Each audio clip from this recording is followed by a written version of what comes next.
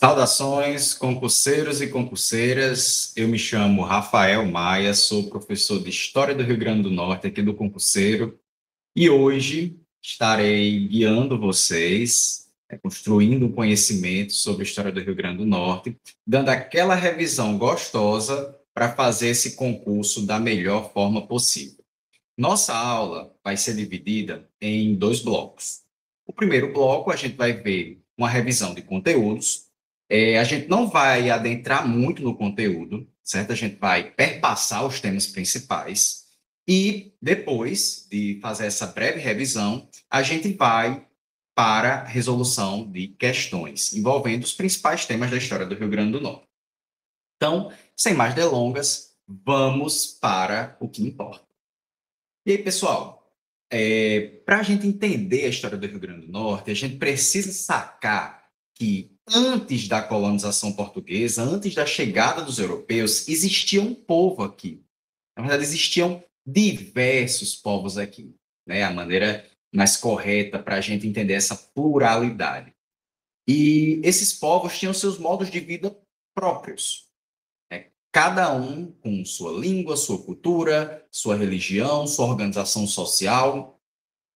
E esses povos foram chamados pelos portugueses de tapuias, um termo pejorativo, generalista, que não leva em conta essa diversidade de povos.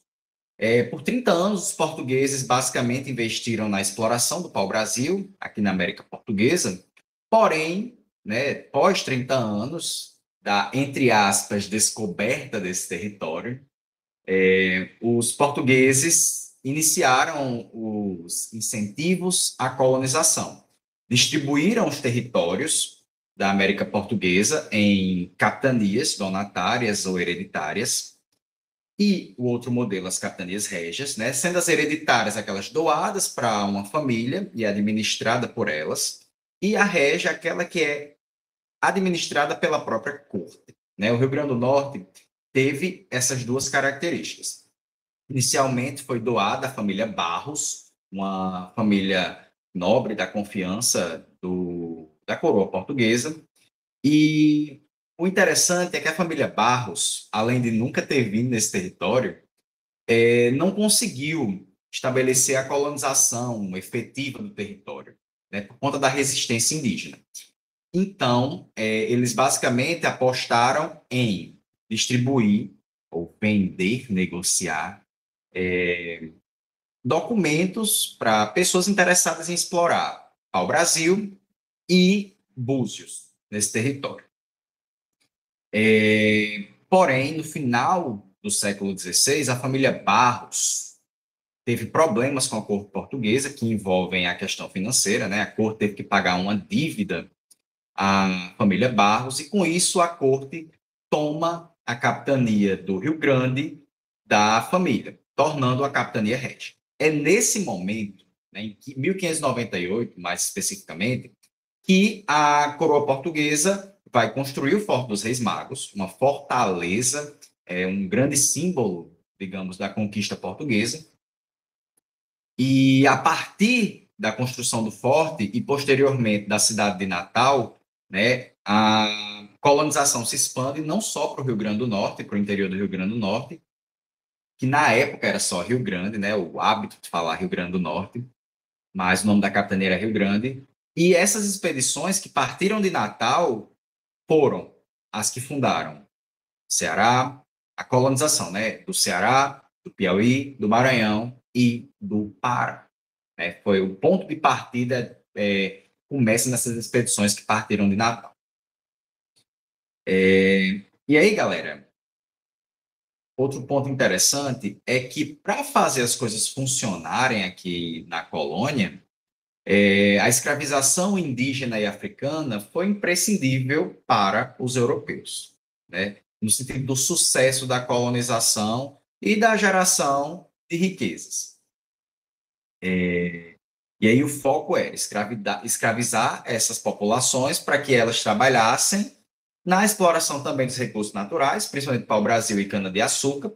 A cana-de-açúcar não tão forte aqui no Rio Grande, porque o território e o clima não são tão propensos para isso. Então, se investiu muito mais, inicialmente, na extração de pau-brasil, posteriormente, na extração de sal e na pecuária. Também na agricultura, né? Mas o setor da pecuária, principalmente, era o setor mais forte durante a colônia. E aí, pessoal, durante a colonização, os conflitos envolvendo europeus e grupos indígenas foram tremendos, foram diversos também. E esses conflitos do interior foram chamados de Guerra dos Bárbaros, com um foco muito grande no interior mesmo, ali na região do Vale do Açu ou do Oeste Potiguar.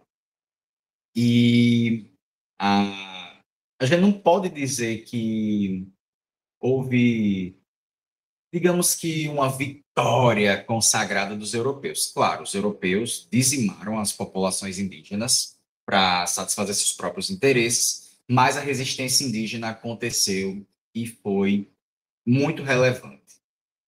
E aí, uma das principais formas de resistência dos indígenas, para além da força bruta, né, do conflito direto, era o acordo de paz. Os grupos indígenas entravam em acordo com os europeus, de modo a demonstrarem uma submissão a esses povos dominantes, porém, era muito mais uma forma de sobrevivência, uma vez que, quando eu me coloco como submisso a um rei ou imperador, eu tenho uma estratégia ali. A estratégia é o quê? Fazer com que esses povos eles parem de atacar, de matar, de dizimar pessoas, culturas, símbolos. E aí, os acordos de paz, por mais que pareçam, quando você lê, aqui eu trouxe o exemplo de um acordo de paz, que pelo perfil da nossa aula, não vou fazer a leitura, mas vocês dão uma pausa aí no vídeo, vocês conseguem fazer a leitura. No caso, esse acordo de paz foi feito entre o Zario Pequeno e os europeus. E aí você vai perceber, né, que meio que os indígenas se colocam, né, entre muitas aspas, como submissos, mas, de fato, o que acontece aí é uma alternativa inteligente de sobrevivência, de resistência. E o acordo de paz não significava que era algo para sempre. Né? Alguns deles, inclusive, eram muito efêmeros, a depender da vontade ou dos portugueses, holandeses ou dos indígenas. Quanto à escravização, a Igreja Católica era uma instituição social muito influente nesse sentido, e em determinado ponto a Igreja Católica se posicionou contra a escravização dos indígenas, apostando muito mais na catequização, uma vez que a Igreja tinha um discurso de que os indígenas podiam ser salvos, mas que os africanos não. E aí, nesse momento, foi intensificada, inclusive, a escravidão africana aqui no Rio Grande. E aí, essas pessoas eram o motor da economia, certo? Porque se não fosse o trabalho desses grupos, os portugueses ou holandeses não teriam conseguido estabelecer o sucesso do mercantilismo, né, que era proposto na época. Quanto à economia local, durante a colonização foi instituído o sistema fazendário, né, na América Portuguesa, criando as provedorias. Cada capitania tinha sua provedoria e tinha uma provedoria principal em Ilhéus.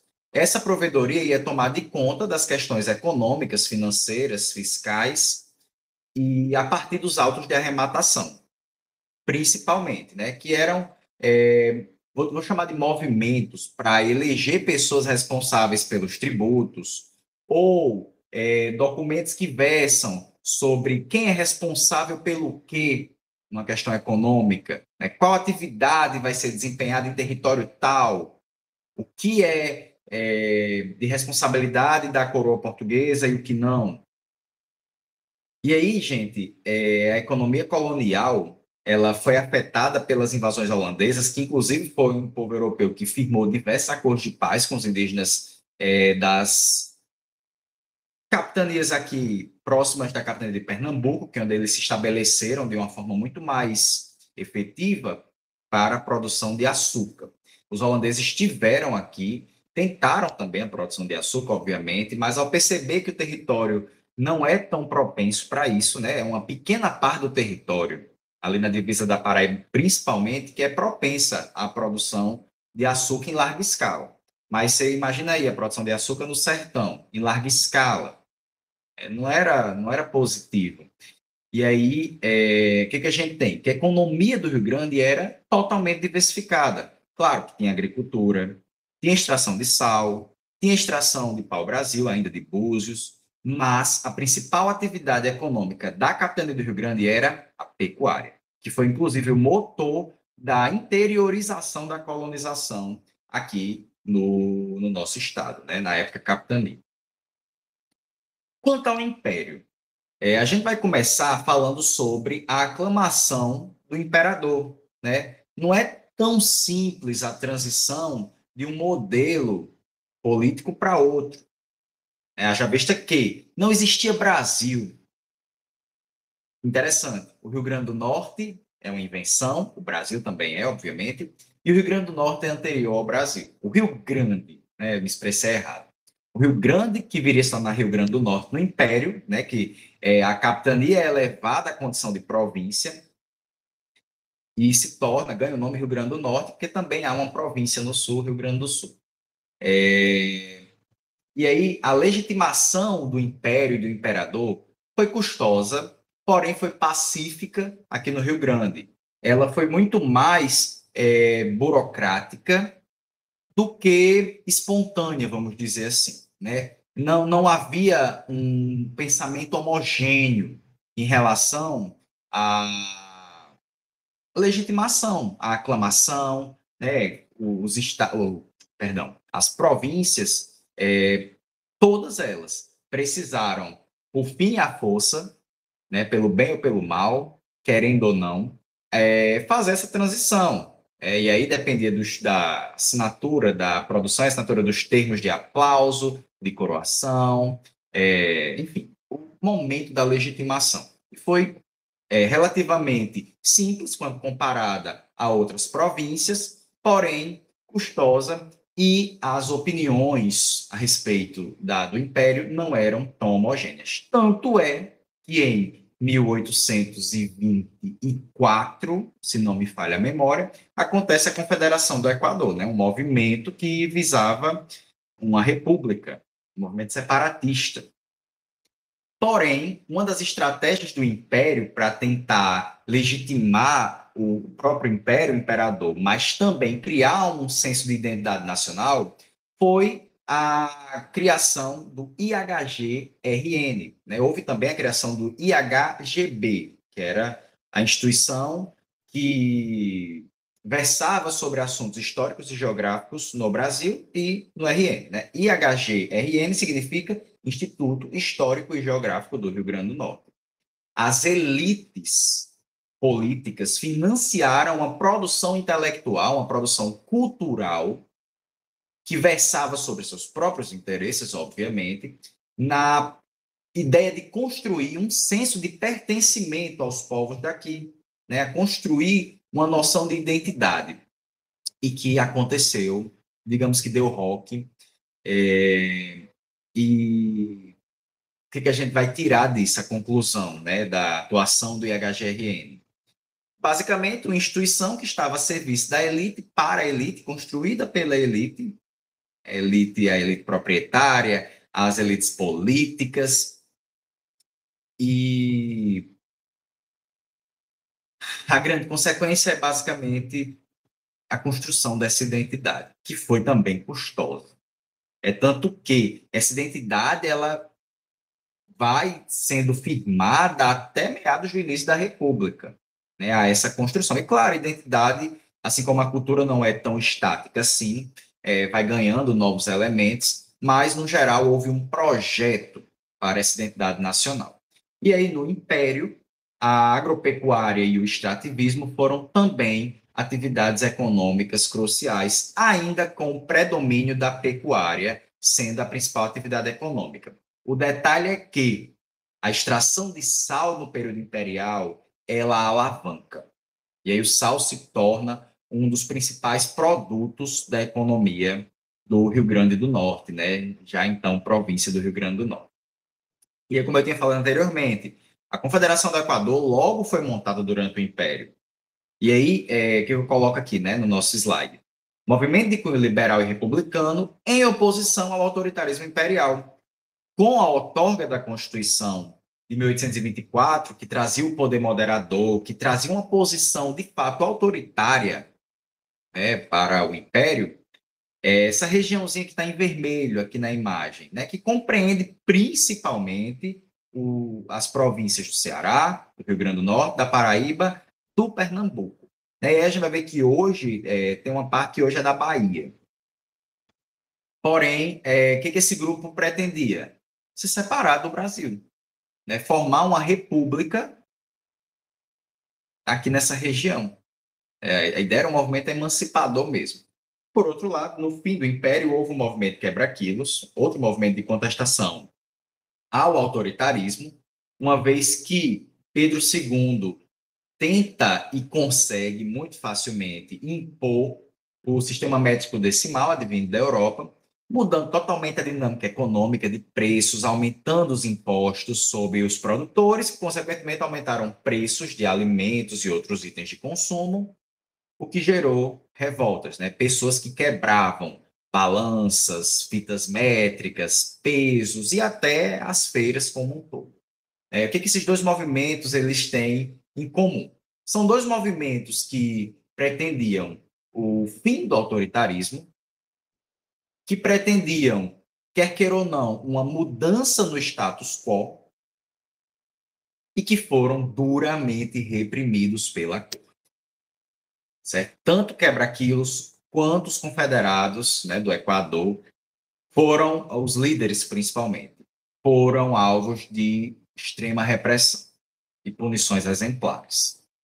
Né? Porque a punição exemplar é aquela punição que vai se fazer da forma mais trágica possível para que as outras pessoas não cometam o mesmo erro daquela que está morrendo.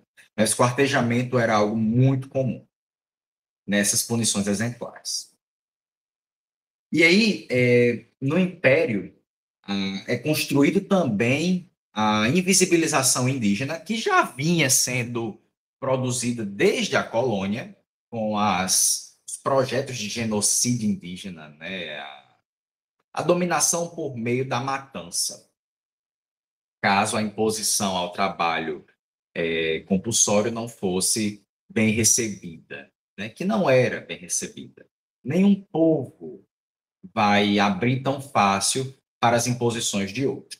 E aí se cria o mito do desaparecimento indígena. A gente percebe isso a partir dos censos. Né? Os grupos indígenas pararam já não eram representados pelo Estado, pelo Império, e eles pararam de ter registro.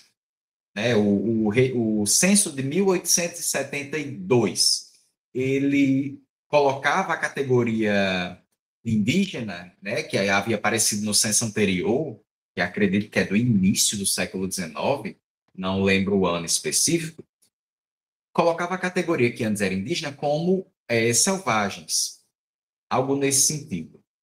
E colocava dados mentirosos, porque o Estado não estava disposto a contar esses povos, a fazer estimativas, enfim, eles não interessavam para o Estado, senão para a exploração. Então, foi construído esse mito. É tanto que hoje se pensa que existem pouquíssimos indígenas. Né? E, óbvio, se a gente pensar na população brasileira, que é gigante, extensa, é uma minoria, mas que eles existem, resistem, persistem e lutam por sua existência, seu direito, seus direitos, né? Principalmente aqueles ligados à terra. E quanto à questão da escravidão, o império, né, que veio como um sistema novo, como algo que traz a mudança, a inovação mesmo, basicamente promove a manutenção e até a intensificação do sistema escravista. A quantidade de escravizados trazidos, traficados, aumenta exponencialmente. A repressão, a ampliação também dos tipos de trabalho que os escravizados desempenhavam, né? Existiam aqueles que trabalhavam no campo, nas cidades, os escravizados de ganho, aqueles que iam para as minas, né? Não aqui no Rio Grande do Norte, né? Falando no contexto nacional. Aqui era principalmente para o trabalho nas fazendas de gado, na pecuária e, enfim, na agricultura. E aí, no Império, houve o movimento abolicionista. Para a gente entender o movimento abolicionista, a gente vai entender esses 3 pontos que eu coloquei aqui no slide para vocês. A Guerra do Paraguai, inicialmente, foi um conflito envolvendo o Paraguai e a Tríplice Aliança, né, composta por Brasil, Argentina e Uruguai, já que o Paraguai estava invadindo as terras desses 3 estados para tentar achar uma saída para o mar, né? Ou seja, houve um conflito de interesses entre esses estados. O Paraguai foi devastado. O Brasil, em determinado momento, chamou os escravizados para lutar, os voluntários da pátria, oferecendo alforria. Porém, a alforria era somente para os soldados. Todos os seus familiares permaneciam na mesma dinâmica. E outro detalhe que a gente precisa reafirmar é que, imagine um escravizado que não construiu patrimônio, como é que essa pessoa vai viver fora do regime escravista se não há proteção, né, no sentido da proteção do Estado mesmo, quanto a essas pessoas? E a Guerra do Paraguai foi um ponto-chave para as pressões para o movimento abolicionista. A cidade de Mossoró tem um protagonismo nesse sentido, porque aboliu a escravidão antes do Brasil, né, da nação, antes da Lei Áurea. Como é que Mossoró fez isso? Setores da elite, setores interessados na abolição, entraram em consenso e distribuíram cartas de alforria aos escravizados da cidade. A gente tem que lembrar também que a cidade de Mossoró tem um contingente muito pequeno de escravizados e que existiam grupos políticos com interesse no fim da escravidão, principalmente aqueles ligados a uma ala mais liberal. E aí a Sociedade Libertadora Mossoroense é exatamente o grupo que promove este movimento. E aí esse movimento, que culmina nas alforrias e uma abolição da escravidão no Rio Grande do Norte, vai ter seus finalmente com a Lei Áurea, que vai proibir o sistema escravista no Brasil. Outro detalhe é que no mesmo período está acontecendo o movimento republicano, inclusive a pauta republicana e abolicionista conversavam entre si.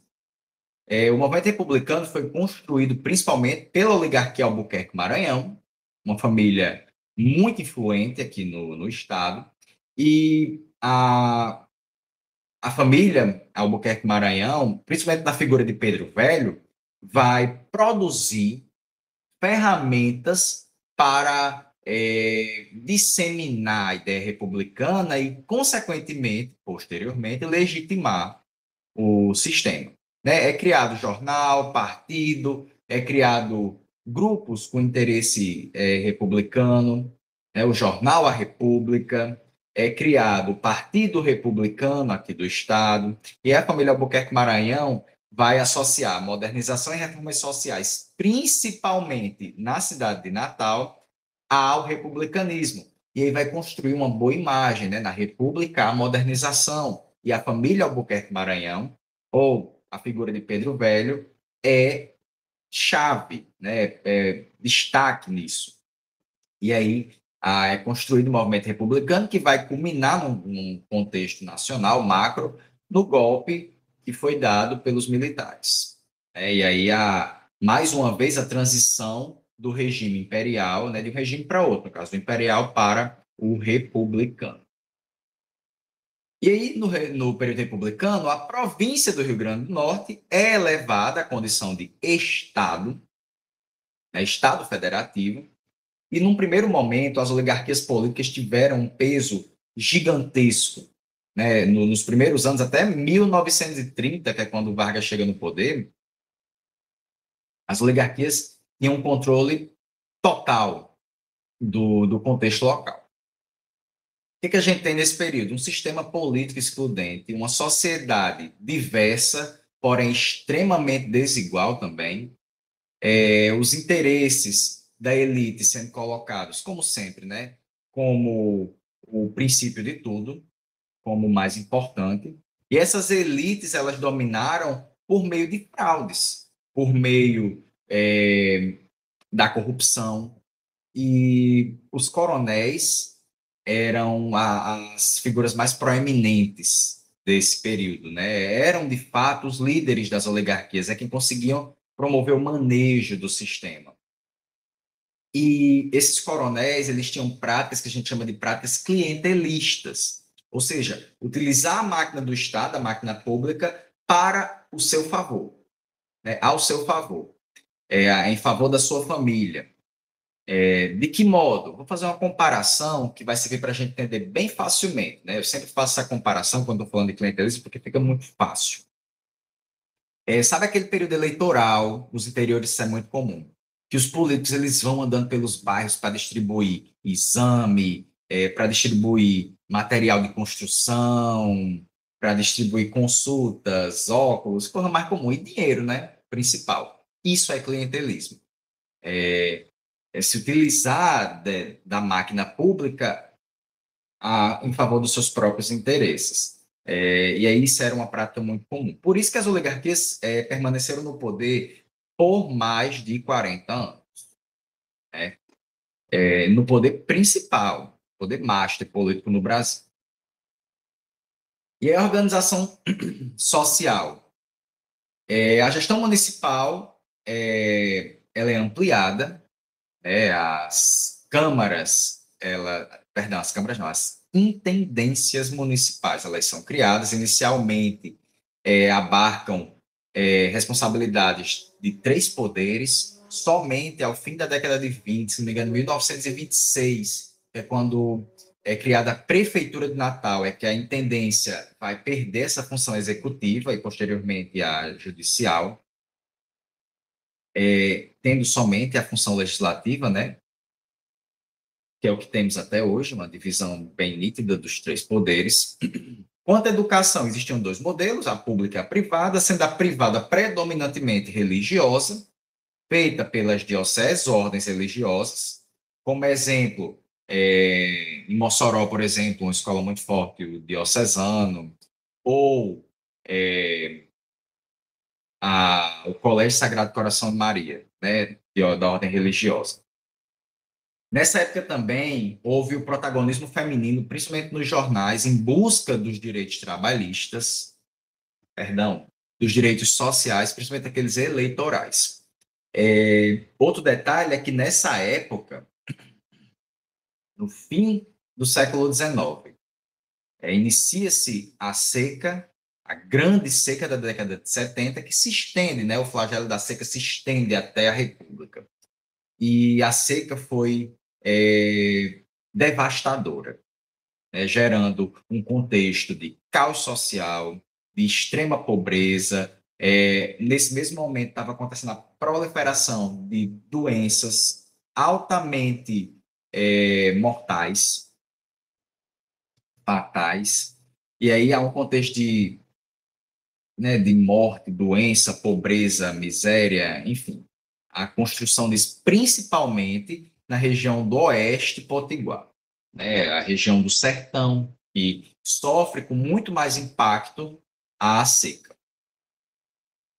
E aí em meio a esse processo da seca que grupos de cangaceiros foram formados, inicialmente para trabalhar para coronéis, mas posteriormente de forma independente, é construído aí o banditismo social. E a gente tem na história do Rio Grande do Norte, dentro dessa lógica do cangaço, o episódio da invasão do bando de Lampião, em conjunto com um bando de outros cangaceiros, à cidade de Mossoró, né, com vistas a saquear a cidade.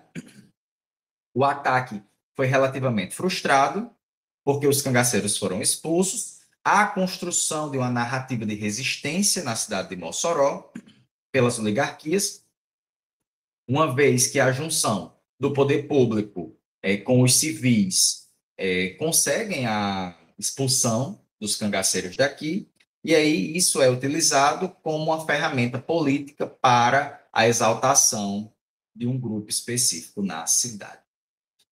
O cangaço surge principalmente porque as famílias estão morrendo, tendo membros, familiares morrendo por conta da seca, da fome, do calor, da escassez de água, né, da escassez na produção de alimentos. E os cangaceiros eles se juntam para promover saques aos grandes fazendeiros, principalmente, uma vez que eles estocavam alimentos, tinham grandes riquezas e sobreviviam bem melhor ao contexto da seca.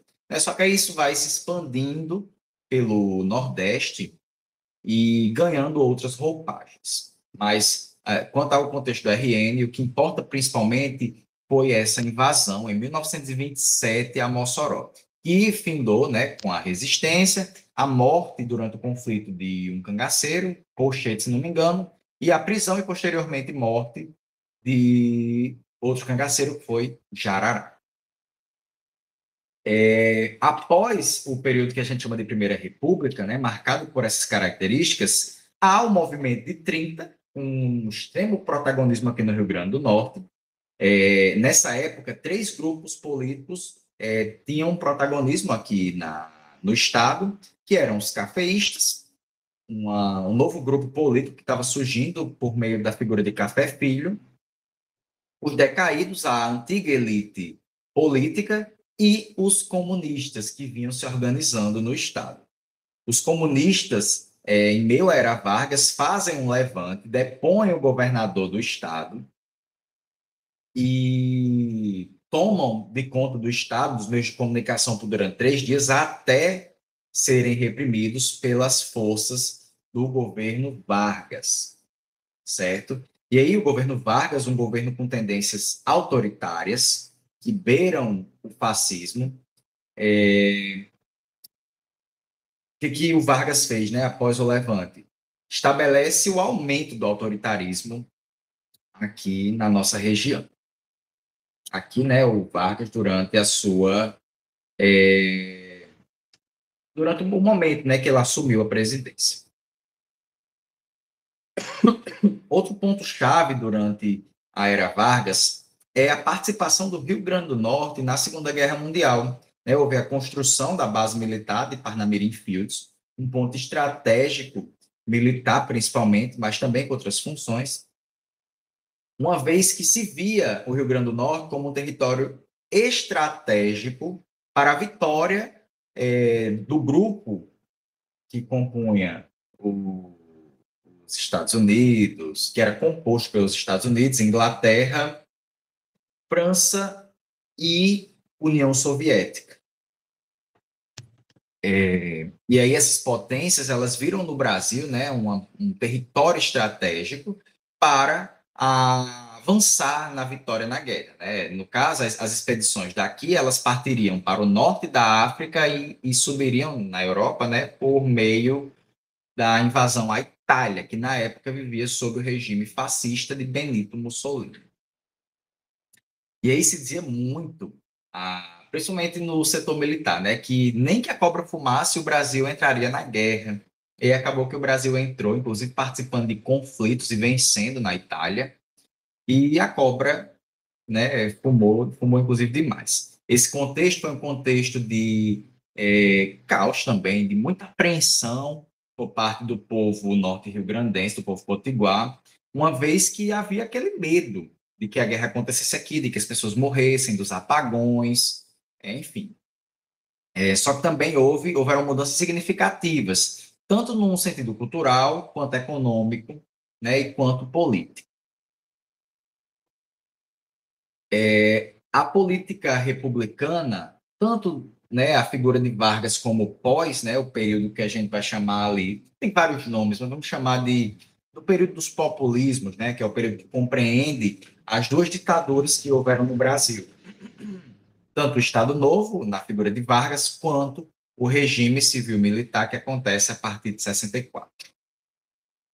Há a ascensão de figuras populistas que apostam no assistencialismo, que se apresentam como figuras carismáticas, principalmente. E aqui no Rio Grande do Norte, a ascensão. Café Filho, por exemplo, era uma dessas figuras. E aí a ditadura civil-militar, aqui no Brasil, posteriormente, com o golpe de 64, que foi, inclusive, aclamado por parte da elite política aqui do Estado, e a repressão extrema a quaisquer oposições que se estabelecessem aqui na realidade local. Quais eram os grupos que mais sofriam as repressões do Estado? Movimentos estudantis, movimentos sindicais, né, eram extremamente reprimidos. E aí a violência era institucionalizada, inclusive com desaparecimentos, né, com a morte, a execução, a tortura de pessoas aqui do Estado, né, principalmente estudantes da UFRN, ou pessoas ligadas aos movimentos com a base comunista. Figura muito marcante aqui no Estado foi Djalma Maranhão, né, uma pessoa com uma formação socialista que fazia uma oposição a esse contexto militar.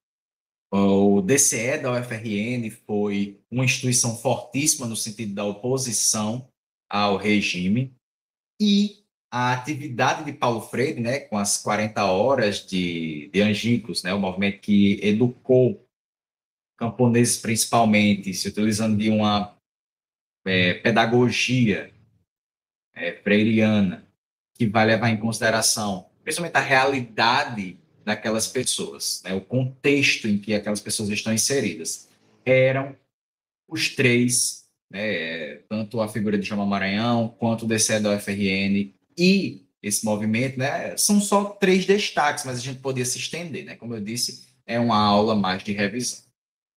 Mas foram protagonistas no sentido de uma contestação ao regime civil-militar aqui no Rio Grande do Norte. E aí, quanto à nova república aqui no Estado? Nós temos a ascensão ou a permanência de famílias, né, que a gente vai classificar como oligarquias políticas aqui no Estado, com um destaque para a família Maia, a família Rosado e a família Alves, que permanecem no poder nas principais cidades do Estado. E aí, nesse momento da nova república, que a gente chama, é um momento pós-ditadura militar, a redemocratização, a promulgação da Constituição de 88, e a Constituição vai representar, não só para o Rio Grande do Norte, mas para o Brasil inteiro, uma transformação da realidade local, nacional, da realidade das pessoas do Brasil. A Constituição ela é chamada de cidadã porque ela foi construída por setores diversos da sociedade, mas também porque ela é a primeira carta magna do Brasil a representar a diversidade de pessoas que existe aqui. O perfil econômico permanece no perfil agroexportador, com destaque para o setor salineiro, ou o setor da pecuária, da agricultura, relacionada às frutas, né, que são exportadas principalmente. Há também, nesse período, a ascensão do petróleo, né, que tem em Mossoró um protagonismo, a Petrobras, a instalação da Petrobras. Inclusive, o Rio Grande do Norte era o estado que tem a maior produção de petróleo em terra do Brasil, nessa época, no início do século XX. E aí a grande marca do Brasil, desde o início da sua história, a desigualdade social que permanece. E aí, pessoal, revisão feita. Vamos agora para a resolução das nossas questões. Eu trouxe, se não me falha a memória, 16 questões para a gente resolver, todas com base no perfil da banca AOCP, que é que nos interessa. Questão 1. Os potiguaras, habitantes originários do litoral potiguar, desempenharam um papel ambíguo na colonização do território. Ora resistiam bravamente aos portugueses, ora se aliavam em função de rivalidades tribais ou conveniências políticas. Com base na atuação indígena no processo de colonização do Rio Grande do Norte, analise e identifique a alternativa correta. A. Os potiguara foram eliminados durante os conflitos contra os colonizadores franceses, o que facilitou a ocupação portuguesa. É muito complexo afirmar que todo um povo foi eliminado, né? B. A aliança de parte dos potiguaras com os franceses demonstra uma resistência ativa e um projeto de construção de um Estado indígena autônomo. Não houve esse projeto de construção de um Estado indígena autônomo, certo? A alternativa B também está incorreta. C. A atuação dos potiguaras revela um processo de resistência no qual as alianças eram utilizadas estrategicamente, em contraponto à lógica da submissão indígena. Alternativa muito, muito boa, que a gente vai segurar e analisar as outras. D.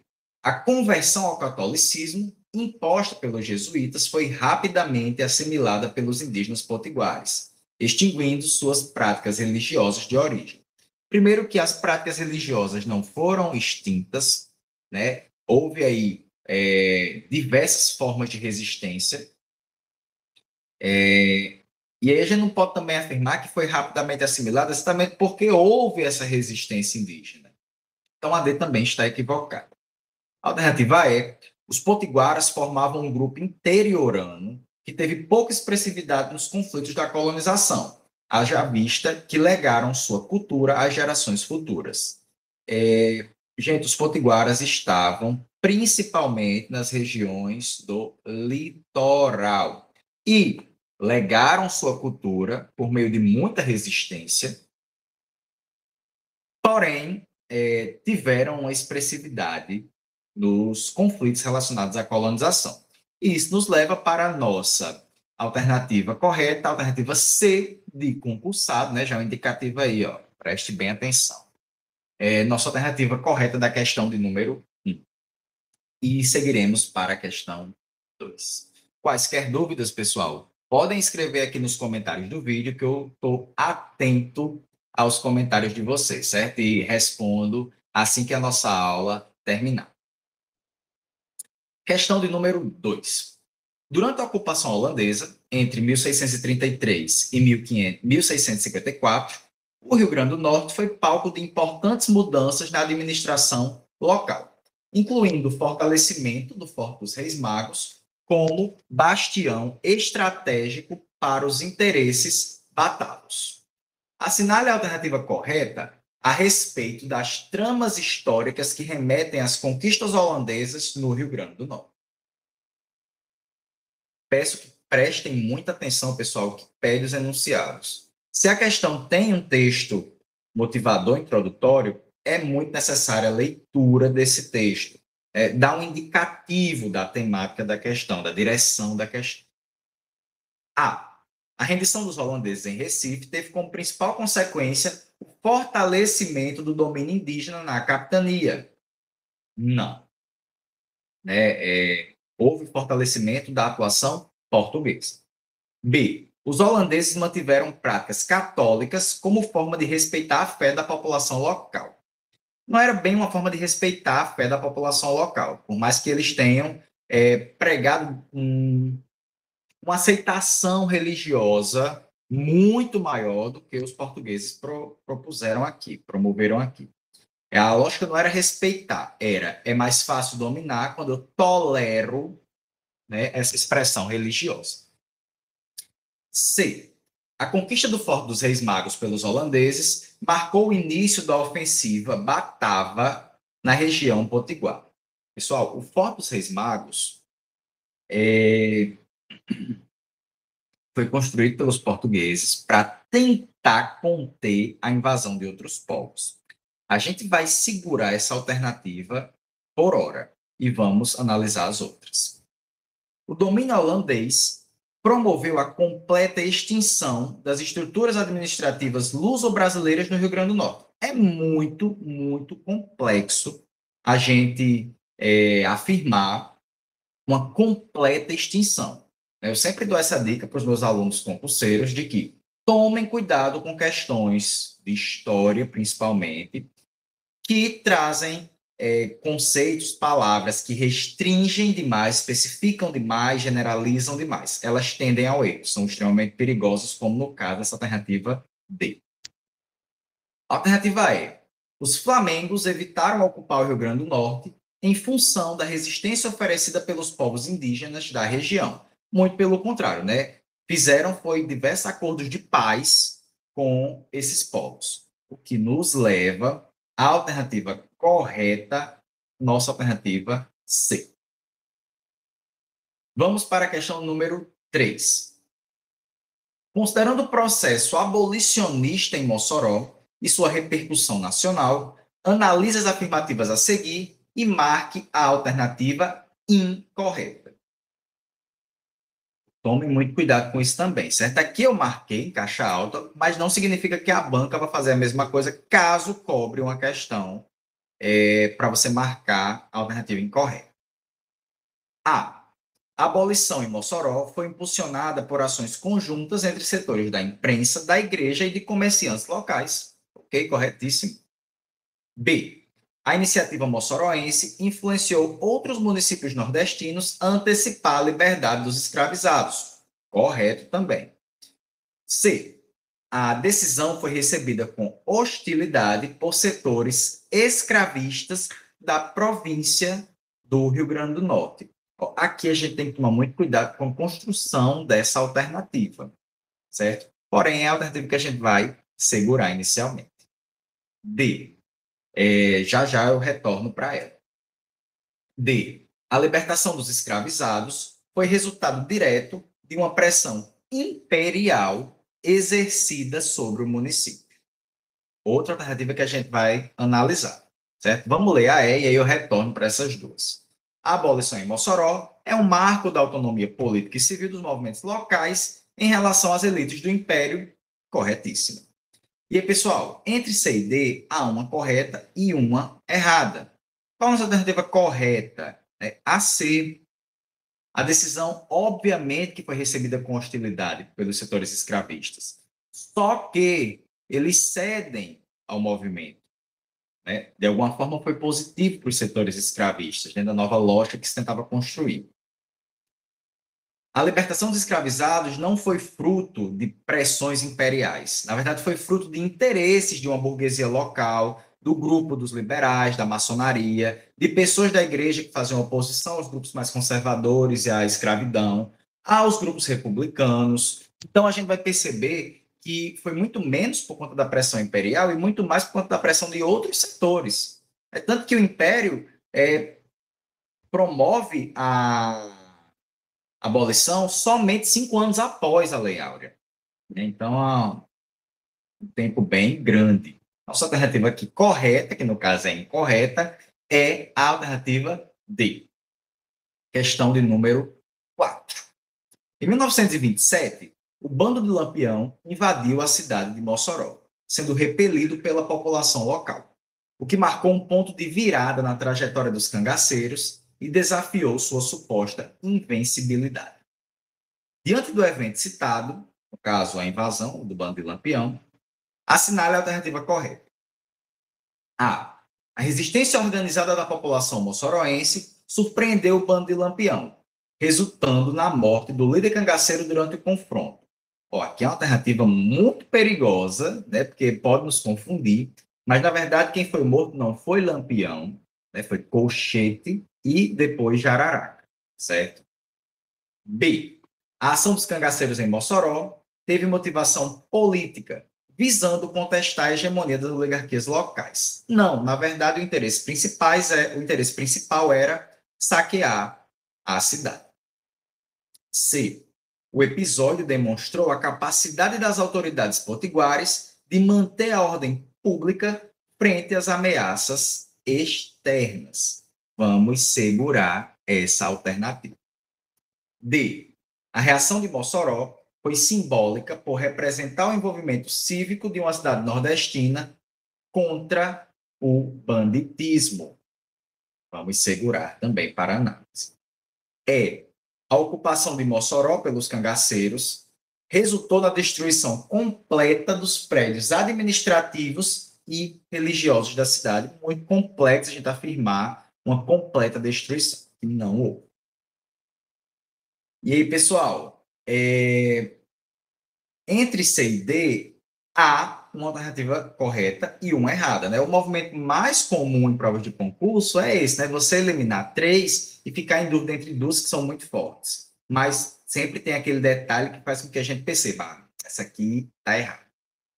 E aí, quanto à alternativa C, manter a ordem pública.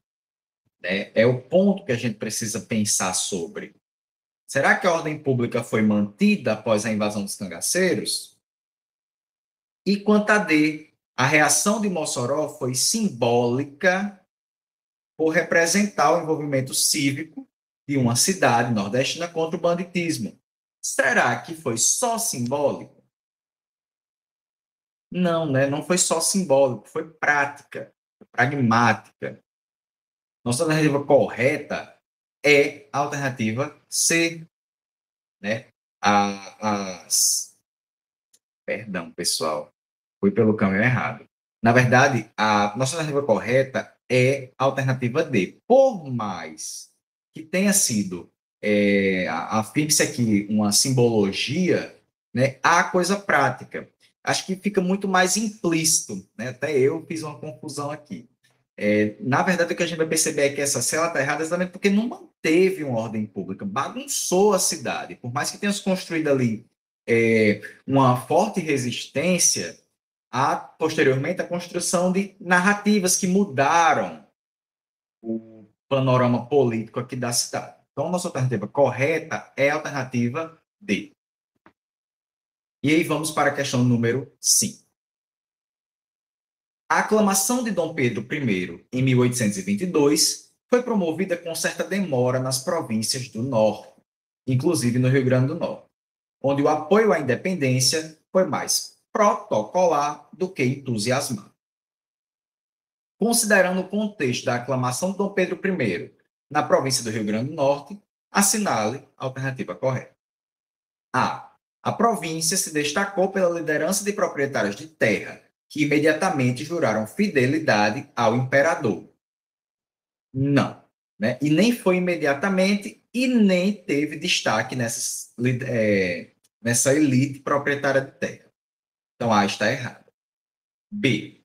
A aclamação potiguar foi acompanhada por levantes populares que exigiam reformas econômicas e sociais. Não, a população ficou, na verdade, tão à parte disso, né? Por mais que os documentos apresentem uma noção de povo, uma falsa noção de povo, né? Porque que povo é esse que estava aclamando, legitimando o império? Um povo que nem sabia direito o que estava acontecendo dentro desses trâmites.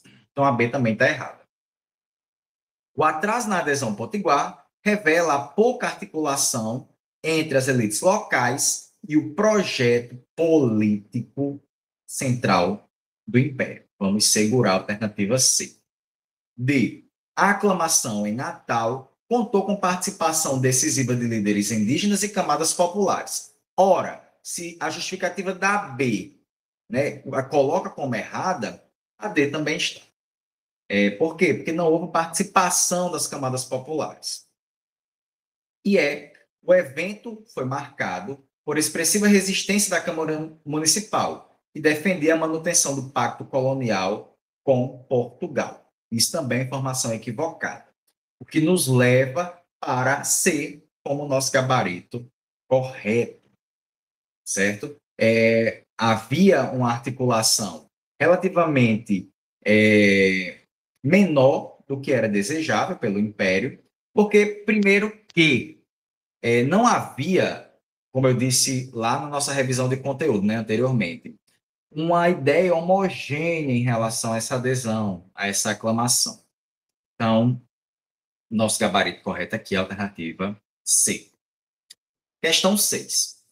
A economia colonial teve, no sal e na pecuária, duas de suas principais bases de sustentação. O gado alimentava tropas e abastecia o mercado interno, enquanto o sal era destinado ao comércio interprovincial e à exportação. Com base nas características da economia colonial na capitania do Rio Grande, assinale a alternativa incorreta. A. A pecuária teve papel essencial na interiorização do território e na formação de arraiais e vilas. Correto. B. O sal, extraído nas salinas do litoral potiguar, tornou-se um dos principais produtos da economia regional. Correto também. C. A agricultura de subsistência foi completamente substituída pela cana-de-açúcar em função da alta demanda europeia. Pessoal, questão facinha, né? Ficou muito óbvio essa ser de presente. Está equivocada. A cana-de-açúcar, como eu tinha citado para vocês, não foi suficiente. Não, as condições naturais aqui não eram interessantes para a produção de cana-de-açúcar. E não houve essa completa substituição. Olha aí a palavra perigosa. Mas vamos ler as outras, né? A pecuária desenvolveu uma lógica econômica baseada no uso extensivo da terra e trabalho pouco especializado, também, e é a economia salina, que no caso deveria ser salineira, envolvia articulações com comerciantes das demais capitanias, principalmente da Bahia e de Pernambuco, correto também. E vamos para a questão 7. Nosso gabarito da 6 é C. Acredito que é a terceira questão do gabarito 6. Isso é um sinal de ser concursado. Confia na cal. 7. O conflito entre indígenas e colonizadores entre os séculos 17 e 18 ficou conhecido como Guerra dos Bárbaros, envolvendo diversos povos originários em longos embates nas regiões do sertão do Nordeste. Com base no conflito conhecido como Guerra dos Bárbaros, ocorrido no território potiguar, pode-se afirmar que a guerra foi motivada por disputas territoriais entre holandeses e franceses, com os indígenas como aliados passivos. Não. A guerra foi motivada por disputas entre portugueses e holandeses. B. As aldeias indígenas integradas aos aldeamentos jesuíticos foram poupadas pelos colonizadores? Também não. É história para boi dormir, essa alternativa B. C. Os sertanistas potiguares atuaram como mediadores do conflito entre os indígenas e as tropas metropolitanas. Vamos segurar essa alternativa. D. O conflito resultou de uma reação indígena às frentes de expansão pecuária e a escravização sistemática dos nativos. Muito boa também essa D. E os povos indígenas foram protegidos pela coroa portuguesa, que impediu seu alistamento forçado em guerras coloniais. Totalmente errado. Gente, aqui a nossa C está errada, porque não houve essa atuação dos sertanistas potiguares mediando o conflito, certo? Porém, eu atentei para ela porque é uma alternativa que pode confundir e levar ao erro. Nosso gabarito aqui é a alternativa D, que traz de forma bem pontual, específica, qual era o grande contexto da Guerra dos Bárbaros, né, da chamada Guerra dos Bárbaros, né, a série de conflitos envolvendo grupos indígenas e europeus, que era basicamente a interiorização da colonização, as disputas territoriais entre os europeus e a escravização dos povos indígenas. Então, aqui nosso gabarito correto é a alternativa D. Questão 8. Na Primeira República, o Rio Grande do Norte foi dominado por oligarquias locais como os Alves e os Maranhão, que se revezavam no poder por meio de mecanismos como o clientelismo e o coronelismo. A respeito do domínio das oligarquias na política potiguar durante a Primeira República, assinale a alternativa correta. A. As oligarquias locais foram sistematicamente combatidas pelo governo federal, que promovia eleições livres nas províncias. Não. A gente viu que as oligarquias locais, inclusive, dominavam, tinham mais domínio sobre o país, uma vez que conseguiam ter controle sobre todo o cenário local. Então, para o contexto político do período, não houve esse combate. Muito pelo contrário. B. As práticas oligárquicas resultaram na ausência de qualquer desenvolvimento educacional ou urbano no período. Também não, a gente viu, na nossa revisão e nas nossas aulas anteriores, que houve tanto educação pública quanto privada / religiosa aqui, na Primeira República. C. O controle político das oligarquias era sustentado por alianças com o poder central e pela manipulação eleitoral, uma alternativa muito boa. D. O Rio Grande do Norte foi uma exceção ao modelo oligárquico brasileiro, tendo eleito líderes populares e independentes. Não, nós tivemos oligarquias muito expressivas da capital ao interior. A Primeira República no Rio Grande do Norte foi marcada por alternância de poder entre grupos ligados a sindicatos e associações civis. Isso é uma grande piada, né? Na verdade, esses grupos estavam à margem da sociedade.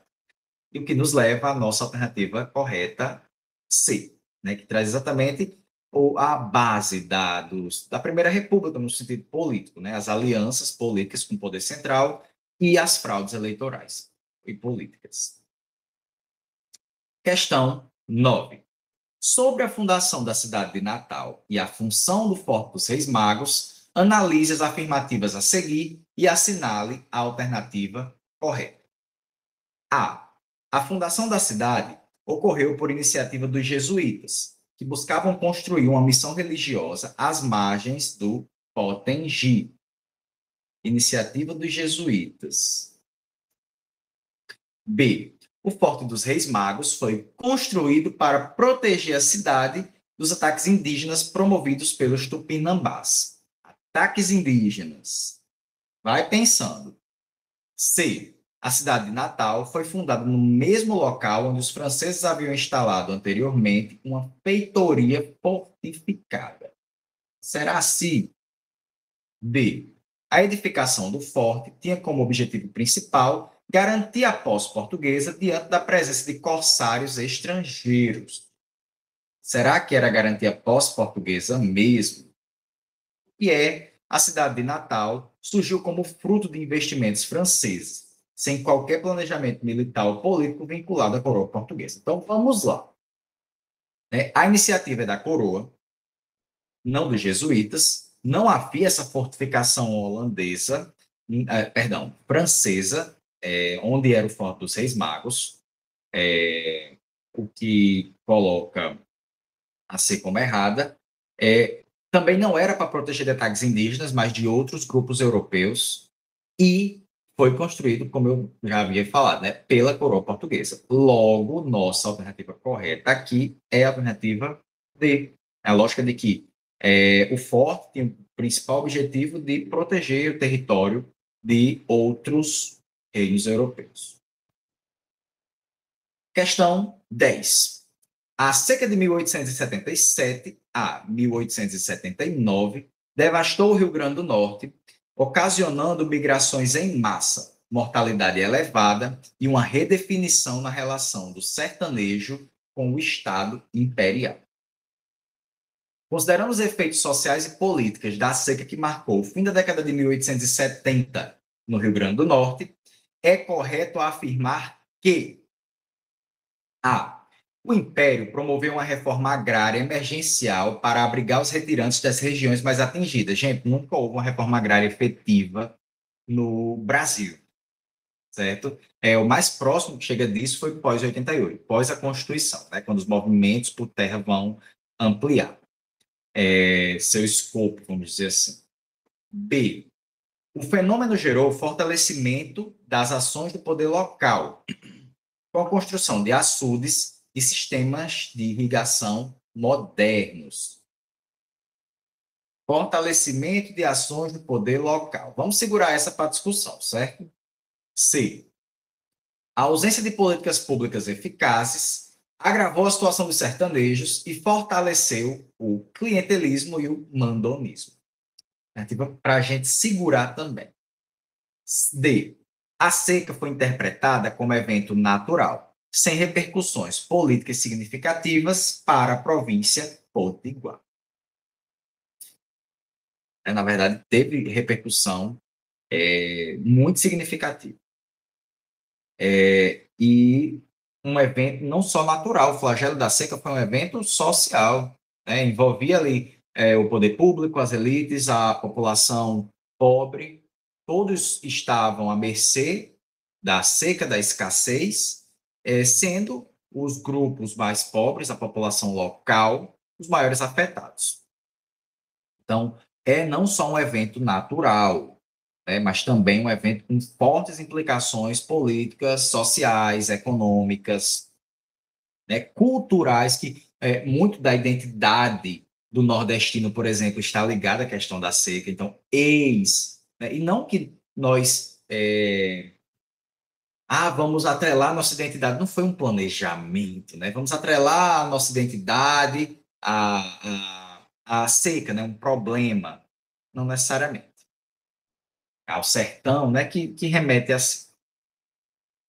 E a alternativa o êxodo rural se deu majoritariamente para regiões sul e sudeste, onde foram acolhidos por programas de assistência federal. Não. Na verdade, eles migravam entre cidades aqui do Rio Grande do Norte mesmo. Um exemplo foi a cidade de Mossoró, que, por mais que fique no sertão, recebeu diversos imigrantes por conta da sua expressividade, né, na área do sertão, e muita gente morreu, era aos montes. Os jornais da época noticiavam que passar em frente à igreja, né, a catedral, que na época os enterramentos eram feitos na catedral, e foi nessa época, na década de 70, que houve a construção do cemitério público, né, e a transição disso. Porém, o cemitério ficou superlotado. Antes o cemitério era ali onde era o mercado central, né, posteriormente vai para aquela região que na época era afastada da cidade. Fizeram um murim de barro e fizeram a divisão, né, para o enterramento dos corpos. Só que o que se vê era amontoados de corpos mortos sendo comidos por pássaros e outros bichos. A coisa mais feia do mundo, né? Isso o que se noticiava nos jornais, imaginem. E aqui a gente guardou B e C. Por que B está errada? O poder público, por mais que tenha tentado muito consertar as questões envoltas à seca, não teve essa eficácia, não se fortaleceu. Na verdade, foi manter o status quo, agravando o abismo, a desigualdade social. Por quê? Porque as políticas públicas não eram eficazes e porque os socorros públicos, né, que eram propostos pelo governo federal, não chegavam corretamente às camadas sociais que mais precisavam, né? Chegava principalmente para as elites. Interessante. Então, nosso gabarito é C, da questão 10. Questão 11. Durante a Primeira República, a educação no Rio Grande do Norte se dividia entre instituições públicas, voltadas ao ensino técnico e profissional, e escolas religiosas, que formavam as elites locais. A respeito da configuração educacional do Rio Grande do Norte durante a Primeira República, assinale a alternativa correta. A. As escolas de aprendizes artífices priorizavam a formação religiosa das famílias com menor poder aquisitivo. Na verdade, essas escolas de aprendizes artífices, elas priorizavam a educação técnica e não religiosa. B. O ensino técnico das instituições públicas visava formar profissionais especializados para as demandas locais. Segura a alternativa B. C. A presença de escolas religiosas era restrita ao interior do Estado, onde o Estado não atuava. Também não, né? Em Natal havia escola religiosa. D. O acesso à educação pública era universal e obrigatoriamente laico, com fiscalização direta da União. Não, né? Essa educação pública ela só vem com a Era Vargas em 34. É obrigatória, público universal. Então, a D está errada. A instrução técnica era voltada exclusivamente para filhos das elites urbanas. Adendo para essa né? A educação técnica era voltada para os filhos das classes populares, na intenção de civilizá-los, controlá-los, construir uma nova sociedade pautada nos interesses de uma elite, que estava ali propondo um modelo educacional, civilizacional. Porém, nosso gabarito correto é a alternativa D. Né? A E está errada.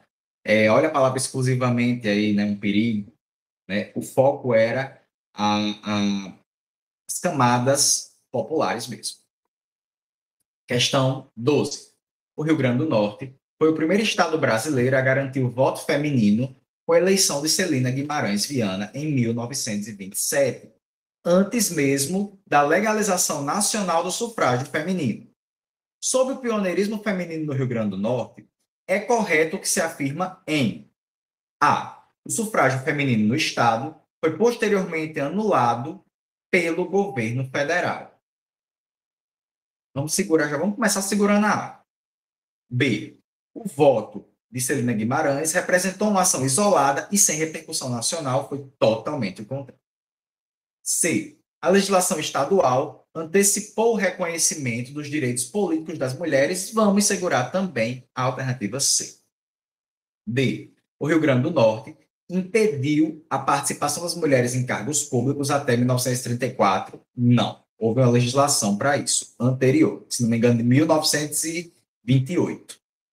E a conquista ocorreu por influência direta de movimentos feministas internacionais radicados em Natal. Né? Não houve essa influência direta de movimentos internacionais. Né? Havia um contato das mulheres, uma integração, vamos dizer assim, né? De algumas mulheres, principalmente aquelas da elite intelectual, aquelas mais instruídas, aquelas das elites intelectual, não, perdão, das elites políticas, aquelas próximas, né? Que conseguiam ter uma instrução ou formas de se comunicar com outras.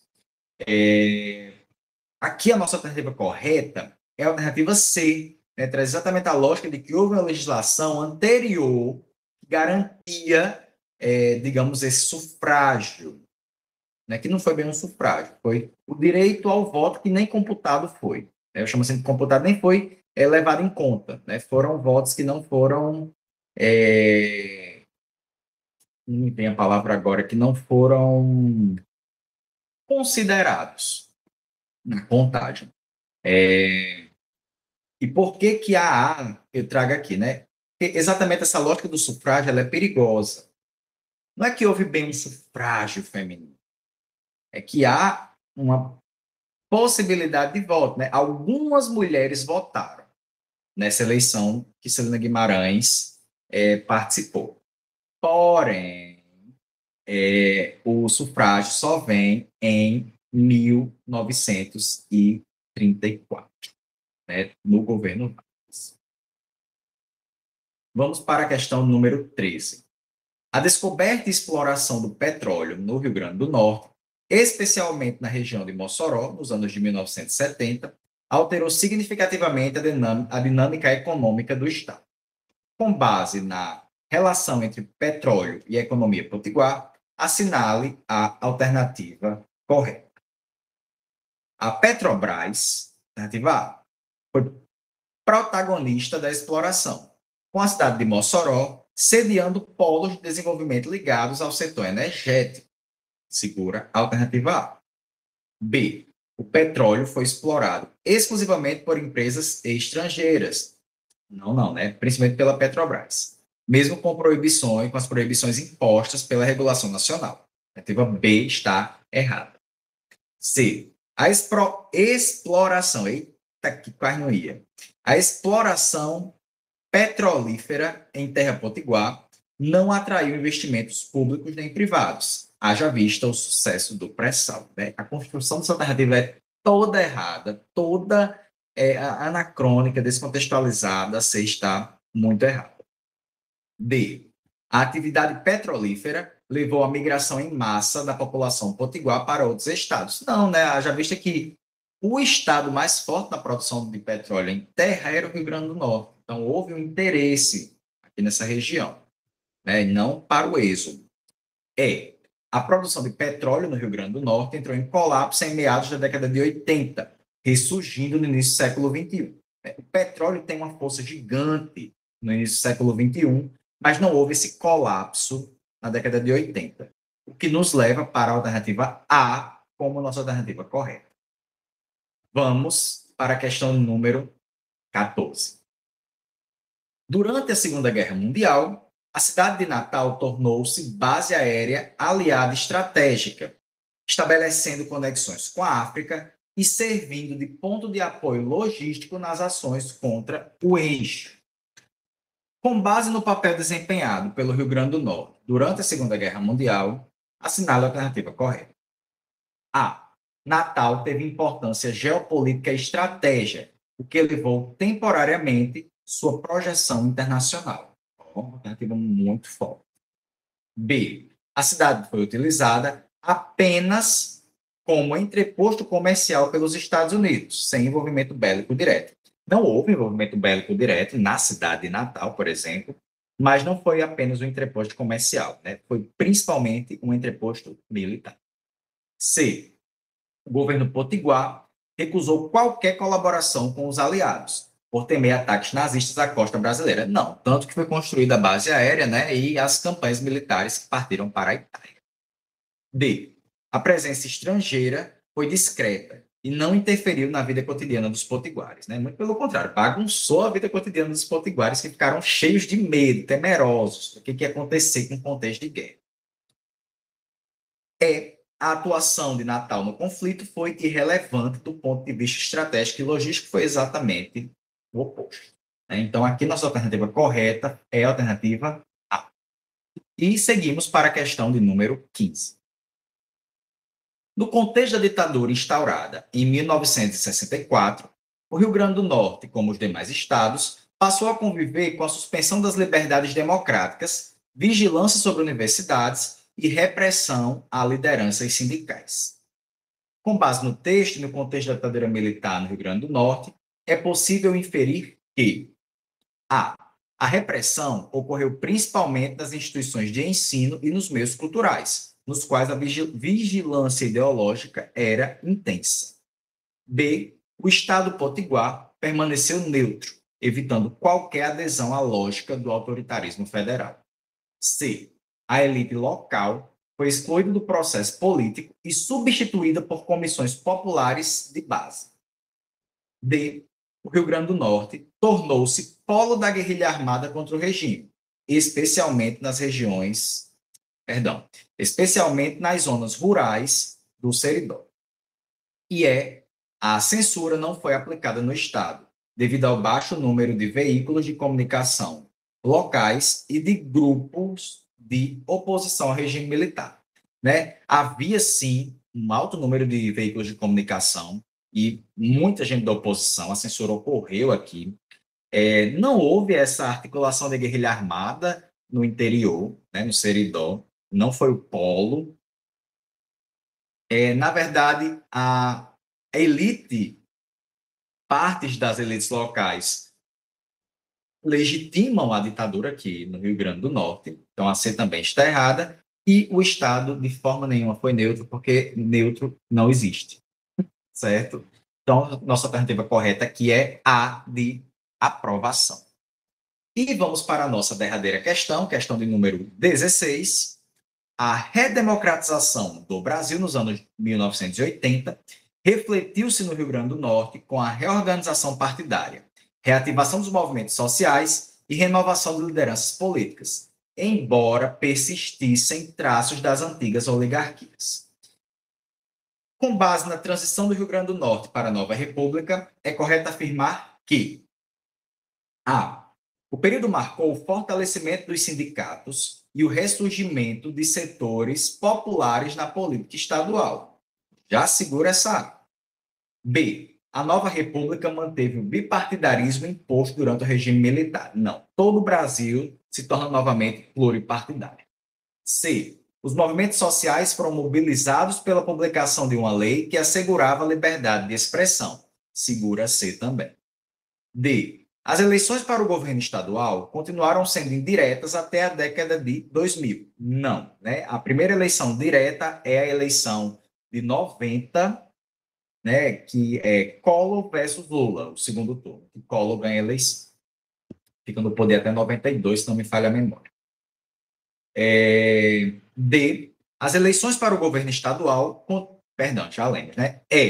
As lideranças que emergiram na nova República Potiguar rejeitaram alianças com políticos tradicionais. Não, né? A nova república é marcada por uma política conciliatória de alianças, inclusive aqui no Rio Grande do Norte.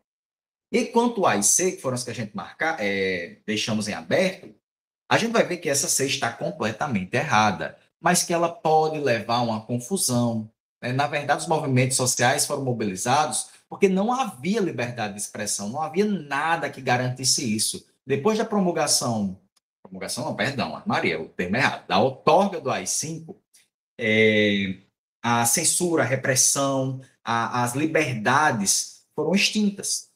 Né? Então, essa C está completamente equivocada. A ela é bem óbvia de estar certa, né? Mas é interessante que a gente segurasse isso para que vocês já fiquem atentos.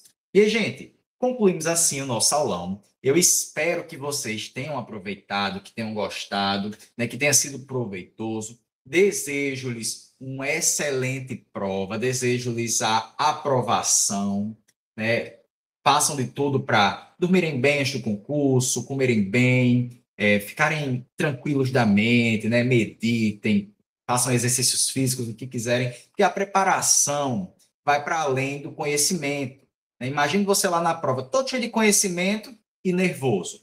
Aí perde uma ruma de questão por conta disso. Então, se cuidem, além de tudo, né? Para além do estudo, cuidem do que é básico. Né? Que se você não tem o básico, você não vai ter o resto. E aí, pessoal, gratidão por essa aula e até a próxima. Aguardo notícias sobre a aprovação de vocês, viu? Cheiro para todos. Até mais.